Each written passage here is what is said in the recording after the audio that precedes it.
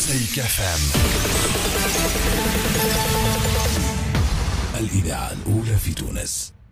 Aujourd'hui, même si ce que vous nous présentez est quand même un peu idéaliste, un peu, il y a des levées de boucliers de temps en temps en Tunisie, notamment sur un accord bilatéral tuniso-turc qui a été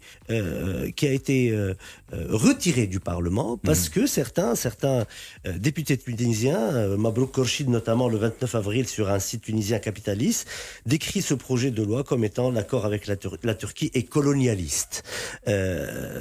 Cet accord pour certains est dangereux, humiliant, pas équitable.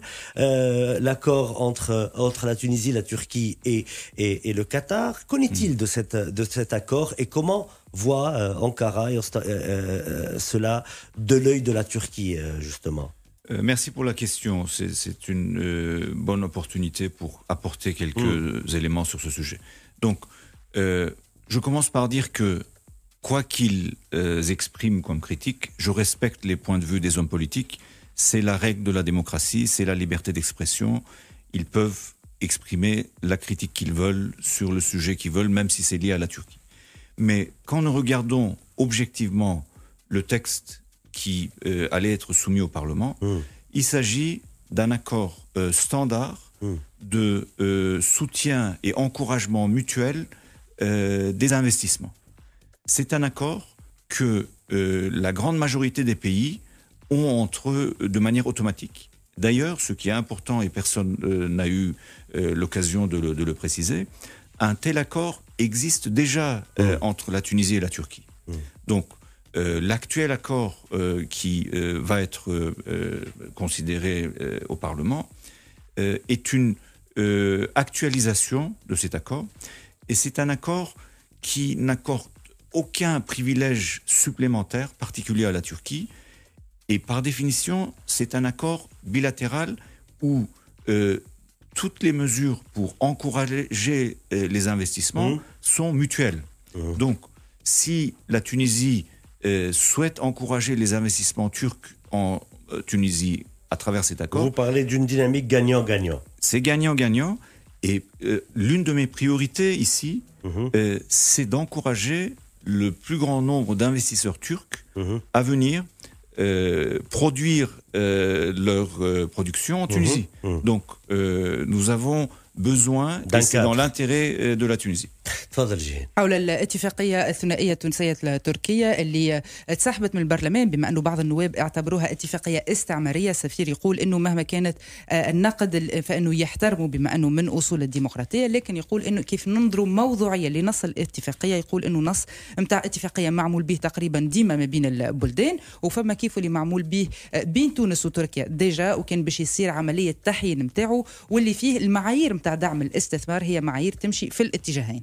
Alors, une dernière question sur les relations tuniso-turques et après on parlera d'un sujet très délicat, la Libye et la présence de la Turquie en Libye. Aujourd'hui, le déficit commercial tunisien avec la Turquie à la fin du mois de mai est de moins 893 millions de dinars après la Chine. Donc c'est un déficit commercial négatif. Depuis des mois et des années, on parle de balancer, de trouver un équilibre dans ce déficit, et pourtant rien ne se fait. La Turquie est gagnante, la Tunisie n'arrive pas à trouver le moyen, et nous n'arrivons pas à trouver le moyen d'équilibrer ce déficit. Alors, c'est effectivement une question importante, et c'est notre priorité, parce que nous avons comme objectif, dans l'intérêt des deux pays, d'augmenter le volume de notre commerce bilatéral de la manière la plus équilibrée possible. Cet accord de libre-échange qui encourage l'augmentation du volume existe et est appliqué depuis 2005. C'est un détail important parce que parfois on entend des critiques visant cet accord en supposant qu'elle serait appliquée à partir de 2011. Mais c'est un accord signé en 2004, appliqué depuis 2005, et qui, dès le début, a permis à la Tunisie d'exporter vers la Turquie sans aucune taxe de douane. Au fur et à mesure, les taxes sur les produits venant vers la Tunisie ont été diminuées.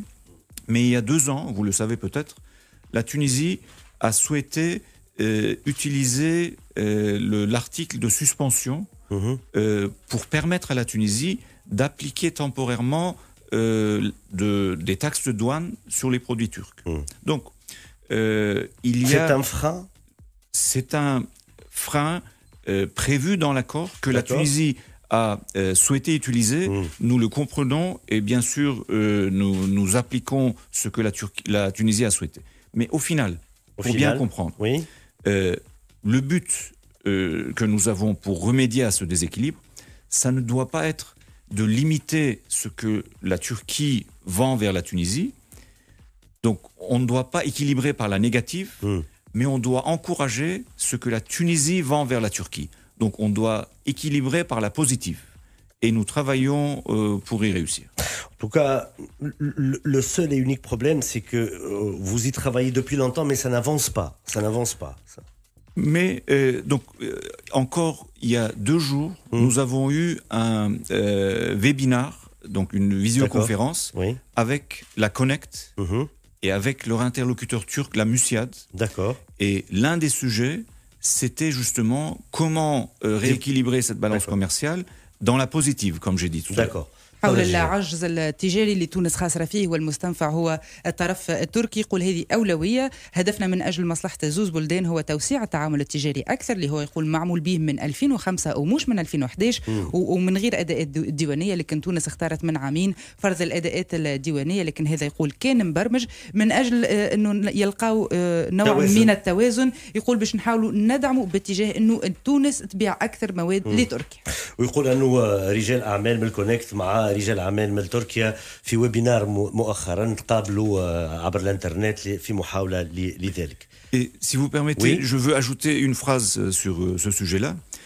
Donc, j'ai dit que notre but ne doit pas être de limiter ce que la Turquie propose à la Tunisie, mais d'encourager les industriels, les producteurs tunisiens à vendre plus vers la Turquie, à diversifier. Donc, à travers votre radio, j'invite tous les industriels tunisiens, tous les producteurs tunisiens à venir nous voir s'ils pensent qu'ils ont un produit qu'ils peuvent plus vendre vers la Turquie. Donc les portes sont ouvertes.